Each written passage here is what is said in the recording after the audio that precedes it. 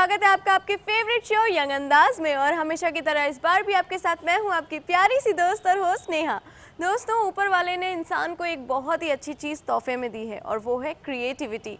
पहले का ज़माना और था जब क्रिएटिविटी को एज अ हॉबी लिया जाता था, लेकिन अब आप इसमें एक बेहतर करियर भी बना सकते हैं। कैसे? हम आपको आज के एपिसोड में यही दिखाएंगे।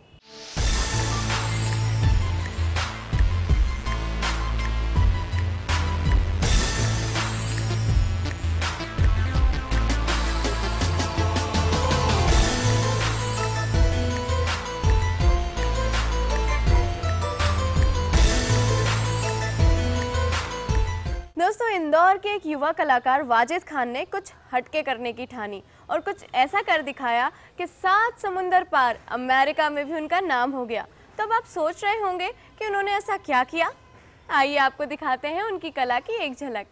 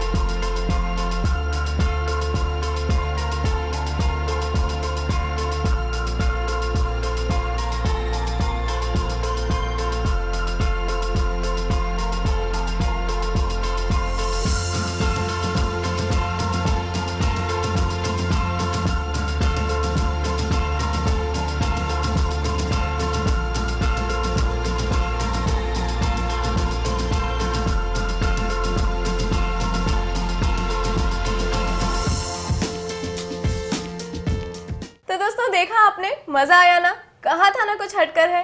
अब ये जो हटकर कमाल दिखाया है उनसे भी मुलाकात कर लेते हैं। आइए आपको मिलवाते हैं वाजिद खान से। Hello sir, welcome to our show. Hello sir, आपने जो इतनी बेहतरीन क्रिएटिविटी की है, मैं ज़रूर जानना चाहूँगी कि ये आइडिया आपको कहाँ से आया। बेसिकली मैं बचपन से कुछ नया करना चाहता था। नया मतलब आर्ट में कुछ नया डिफरेंस जो लोगों को पसंद आए और वो काम पूरी दुनिया में ना हो। मैंने ये सोच के अपना काम स्टार्ट किया। सबसे पहले एक दुनिया की सबसे पहली 3D पेंटिंग बनाई, उसके बाद कैनवास पेंटिंग बनाई, उसके बाद नेल आर्ट बनाया, उसके बाद ऑटोमोबाइल्स आर्ट बनाया।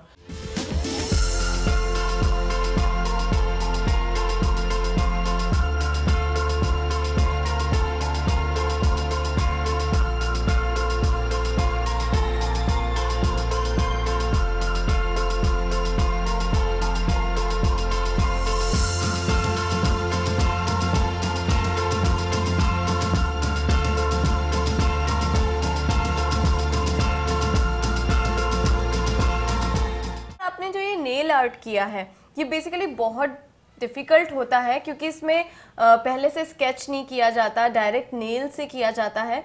तो इसमें आपको डिफ़िकल्टी नहीं होती करने में? नहीं, बहुत होती है। मतलब बहुत ज़्यादा वक्त लगता है। एक आर्ट बनाने में तकरीबन 6 महीने लगते हैं और 6 महीने में भी 10 घंटे हम रोज़ काम करते हैं तकरीबन।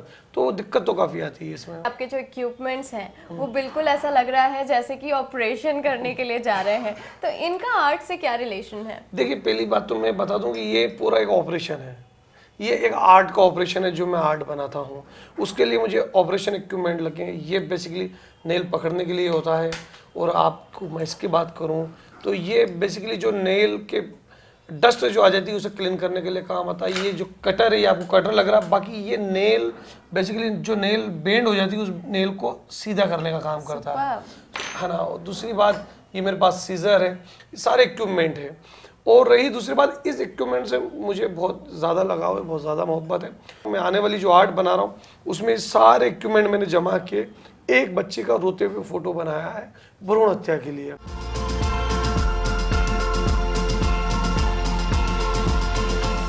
तो आप कैसे बना लेते हैं? लाइक उसमें आप किसी का चेहरा अगर बना रहे हैं तो आईज बनाना, बाल बनाना, नेल से कैसे पॉसिबल हो पाता है? ये सब बेसिकली जजमेंट और प्रैक्टिस का कमाल है। सर, जब आपने सोचा कि मैं ये काम करूंगा, क्रिएटिविटी में अपना नाम कमाऊंगा, तो आपकी फैमिली का क्या रिएक्शन था? मेरी फैमिली, मेरे रिलेटिव, मेरे कज़िन, मेरे गांव वाले हमेशा मजाक बनाते रहे हैं, आज भी मजाक बनाते हैं।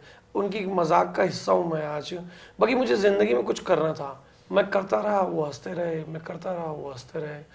तो ये मेरी ज़िंदगी का एक सफ़र रहा है।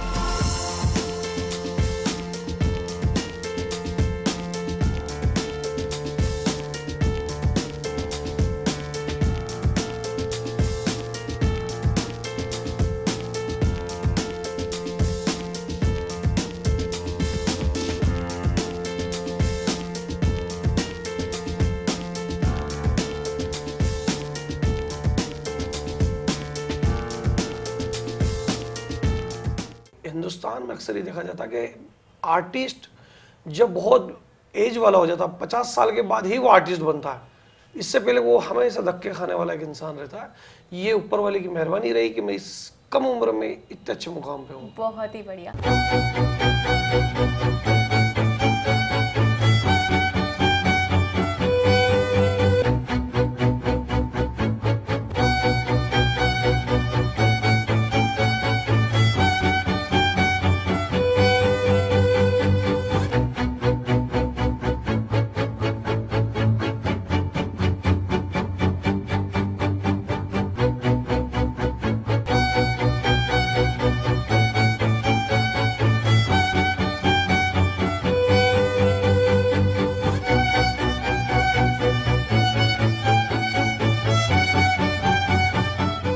सर, इन दी एंड मैं आपसे ये जानना चाहूँगी कि आप यूथ को क्या मैसेज देना चाहेंगे जो आपकी तरह बनना चाहते हैं, क्रिएटिविटी में इंटरेस्ट रखते हैं, उनके लिए आप क्या मैसेज देना?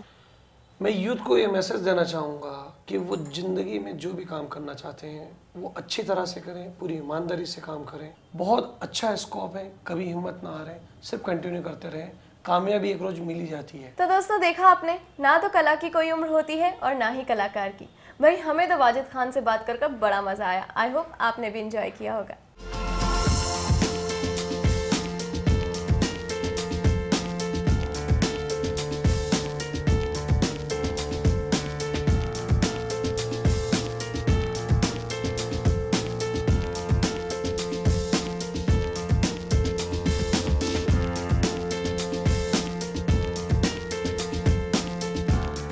दोस्तों, फाइन आर्ट्स में हमारे पास बहुत सारी वैरायटीज़ हैं। अभी हमने आपको कुछ खूबसूरती दिखाई, अभी बहुत कुछ बाकी है। तो यहाँ ले रहे हैं हम एक छोटा सा ब्रेक के बाद जल्द लौटेंगे।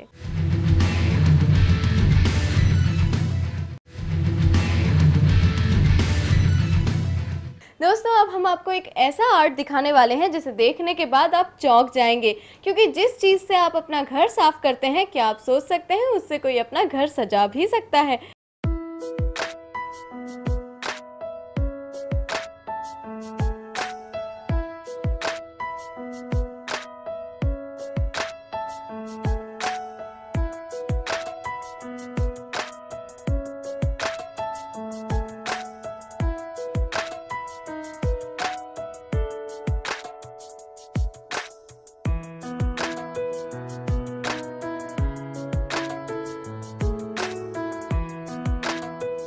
हम आज आपको मिलवाने वाले हैं सुभाष जी से और जानते हैं कि वो ब्रूम आर्ट यानी कि झाड़ू से बना हुआ आर्ट किस तरह से करते हैं। ये जो ब्रूम आर्ट आप करते हैं, ये किस तरह से होता है?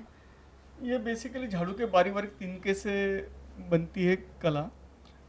आप अगर झाड़ू को बारीक तरीके से अगर ऑब्जर्वेशन करोगे तो तिनके के अंदर आपको विविध कलर दिखते हैं, जैसे ब्लैक, ब्राउन, गोल्डन येलो वगैरह ये कलर्स दिखते हैं, जस्ट लाइक हेयर। तो उनका इस्तेमाल इसके लिए किया जाता है, चेहरा बनाने के लिए या अलग अलग अपने थीम पर आप कला निर्माण कर सकते हैं। बहुत और बढ़िया। ये टोटली इको फ्रेंडली है।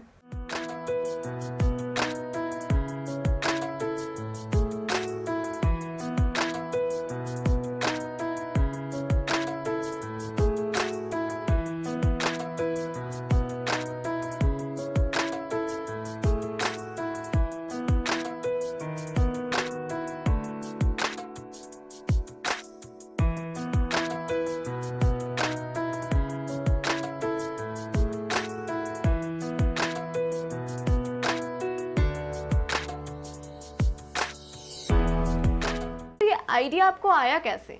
ये कला मुझे मालवा की देन है, माँ अहिल्या नगरी की, यही मैं बोलूँगा। आपने कभी सोचा था लाइफ में कि मैं झाड़ू के तिनकों से इतनी खूबसूरत पेंटिंग बना दूं? झाड़ू के तिनके से भी ये कला इस स्टेज तक आएगी, ये मैंने कभी जीवन में नहीं सोचा बहुत था। बढ़िया। तो इसमें आप क्या करियर देखते हैं आगे ब्रूम आर्ट में? मुझे तो लगता है कि ब्राइट फ्यूचर है। सर, कैसे बनती है ब्रूम आर्ट की पेंटिंग? कितना वक्त लगता है? आज तक के एक्सपीरियंस के हिसाब से तो 8-10 महीने तो आराम से लगते हैं। 8-10 महीने? हाँ, yes. Oh my God. Daily 4-5 घंटे का रिदम तो बनता ही है।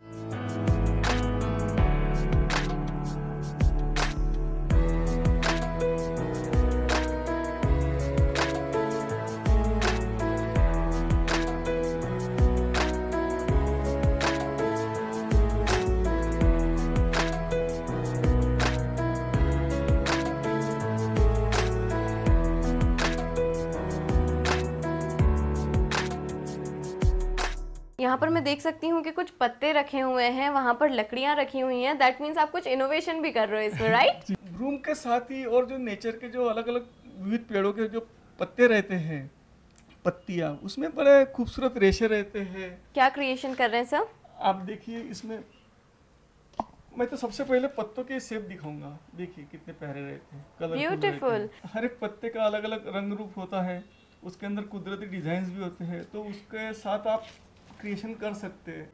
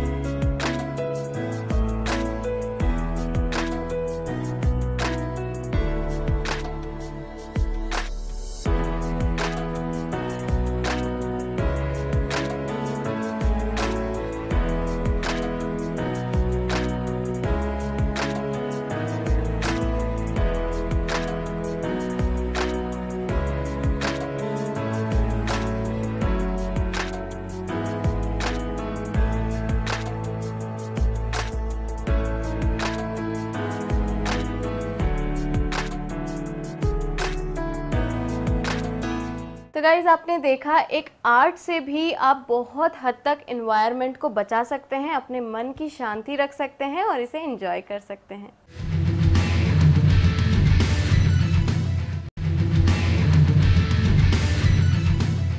वेलकम बैक दोस्तों। अब मैं आ पहुंची हूं इंदौर की गुंजन लट्ठा के आर्ट स्टूडियो में। चलिए देखते हैं आर्ट्स के यहाँ कौन कौन से फॉर्म्स हैं।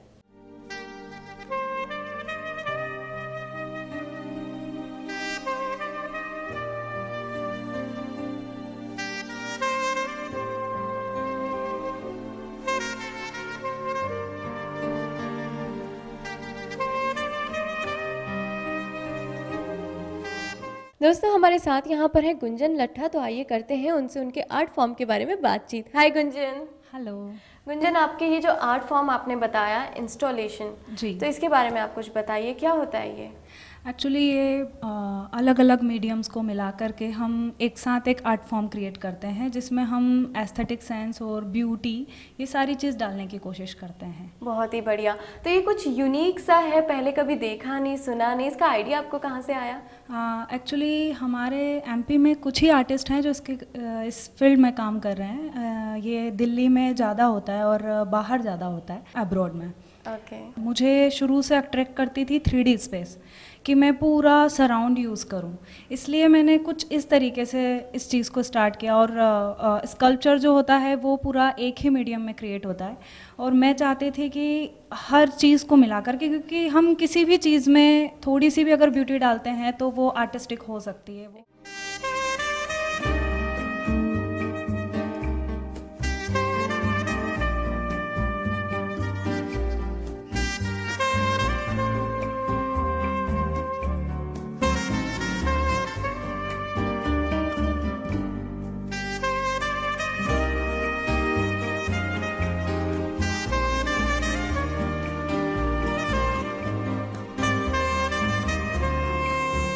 तो आपने यही आर्ट फॉर्म क्यों चूज़ किया? और भी बहुत सारे आर्ट फॉर्म्स हैं। मुझे हमेशा से 3D जो Attract स्पेस है करता वो अट्रैक्ट करता था। Okay. एक्चुअली मैं प्रॉपर इंदौर से नहीं हूँ, मैं एक छोटी जगह बोल सकते हैं उसे, सुसनेर ओके। जी। तो वहाँ थोड़ा सा गांव का माहौल है, तो वहाँ पर मुझे हर चीज़ में इंस्टॉलेशन दिखता था। लाइक मटके पे मटका रखा हुआ है, देन वो एक इंस्टॉलेशन है, चूल्हा रखा हुआ है, उसके साथ एक कढ़ाई है और लकड़ियाँ रखी हुई है, वो भी एक इंस्टॉलेशन। मुझे हर चीज़ में एक अलग सी चीज़ फील होती थी। वही चीज़ को मैंने अपने आर्ट फॉर्म में डालने की कोशिश की कि जब मैं इस चीज़ को समझने लगी हूँ, आर्ट को समझने लगी हूँ, उसके एस्थेटिक सेंस को समझने लगी हूँ, तो मैं उसे किसी भी चीज़ के थ्रू लोगों के सामने प्रेजेंट कर सकती हूँ। बहुत ही बढ़िया।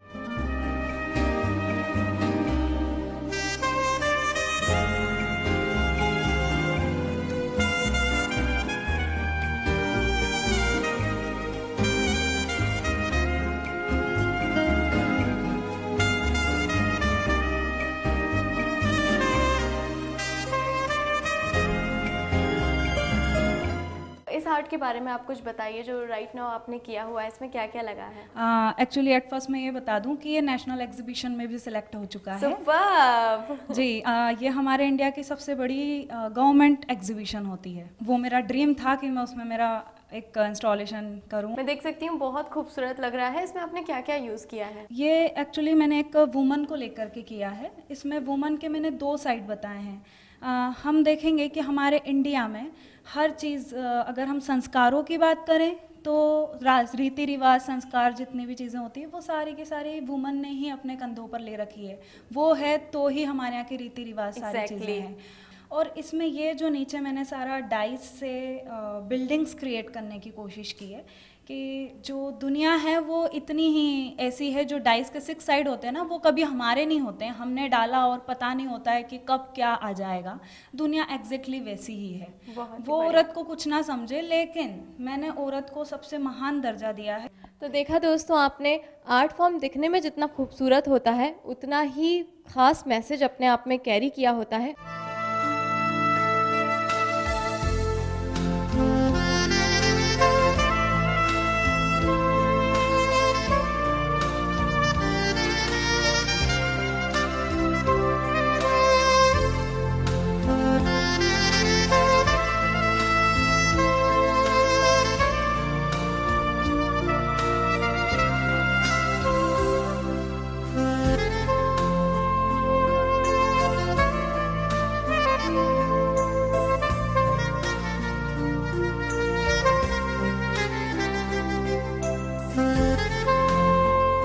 दोस्तों मेरे साथ यहाँ पर और एक आर्ट के दीवाने हैं जिनका नाम है नितिन योगी, और उनका कहना है कि लाइंस उन्हें बहुत अट्रैक्ट करती हैं। नितिन, आपने बताया कि लाइंस आपको अट्रैक्ट करती हैं, तो उसके बारे में कुछ बताइए, किस तरह का आर्ट फॉर्म आप करते हैं? एक्चुअली आर्ट के अंदर बहुत सारे एलिमेंट्स होते हैं, कलर्स होते हैं, लाइंस होते हैं, टोन्स, टेक्सचर्स, एवरीथिंग। इन सब में मुझे सिर्फ लाइंस ज़्यादा अट्रैक्ट करती हैं, बिकॉज लाइंस में सारे इमोशंस होते हैं। यदि कोई लाइन स्ट्रेट होती है, बिल्कुल से स्ट्रेट, तो बहुत रिजिड होती है। यदि उसमें थोड़ा सा कर्व होता है तो बड़ी सॉफ्ट लगती है। ऐसे ही उसमें टोनल वैल्यूज़ भी होती हैं। ये देखिए, कहीं पर लाइन मर्ज हो रही है और यहाँ पर कहीं पर लाइन बोल्ड है, यहाँ पर उसके शेड्स ज़्यादा हैं।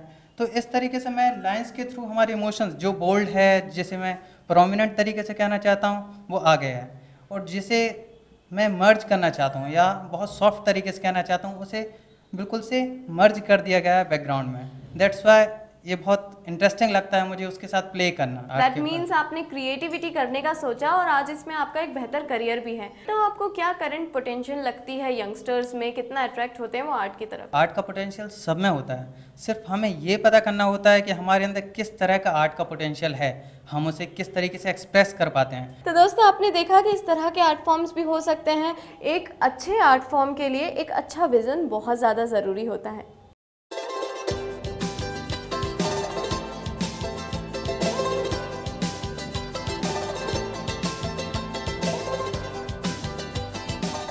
आइए दोस्तों आपको मिलवाते हैं और एक आर्टिस्ट से जिनका नाम है पारितोष सैनी। उनका कहना है कि कलर्स एंड शेड्स उन्हें इतने अट्रैक्ट करते हैं कि वो अपनी फीलिंग्स को उनके थ्रू एक्सप्रेस करते हैं। इंटरेस्टिंग ना? चलिए बात करवाते हैं पारितोष से। हाय पारितोष। पारितोष, अपनी पेंटिंग्स के बारे में कुछ बताइए। मेरी पेंटिंग्स में ज़्यादा चीज़ें ज़्यादा से ज़्यादा कलर्स होते हैं और ज़्यादा से ज़्यादा उन्हीं के शेड्स होते हैं। पेंटिंग्स में मेरी इंस्पिरेशन को लेकर ज़्यादा दूर नहीं गया मैंने इंस्पिरेशन अपनी खुद की लाइफ से ली और जैसा जैसा कुछ मोमेंट्स हैं मेरी लाइफ के जो कुछ स्पेंड किए हैं और जो कुछ मैं स्पेंड करना चाहता हूँ वही मैं पोर्ट्रे करता हूँ अपने फॉर्म्स के थ्रू।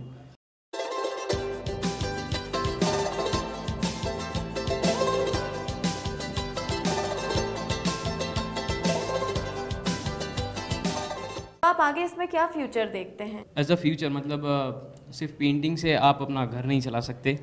पारितोष, आपने ये जो इतनी खूबसूरत सी पेंटिंग बनाई हुई है इसमें मुझे छोटी छोटी बहुत सारी चीज़ें दिख रही हैं, इनका क्या कारण है, थोड़ा बताइए।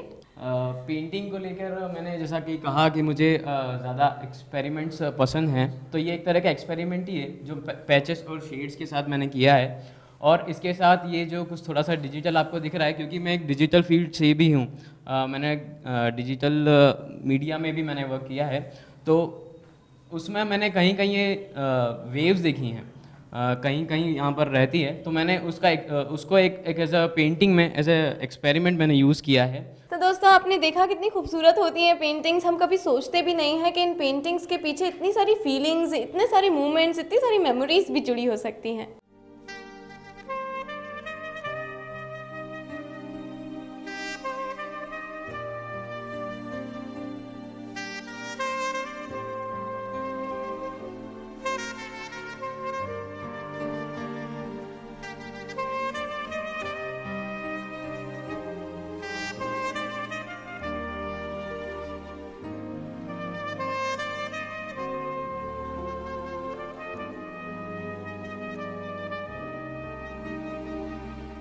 दोस्तों, वक्त को गुजरते देर नहीं लगती। जैसे कि आप ये आर्ट फॉर्म ही देख लीजिए, ये है पुराना गुजरा वक्त, और जैसे जैसे वक्त गुजरता गया, समय की चक्की में पिसता गया, आपके सामने पेश है आज का नया ज़माना, यानी कि यंग अंदाज।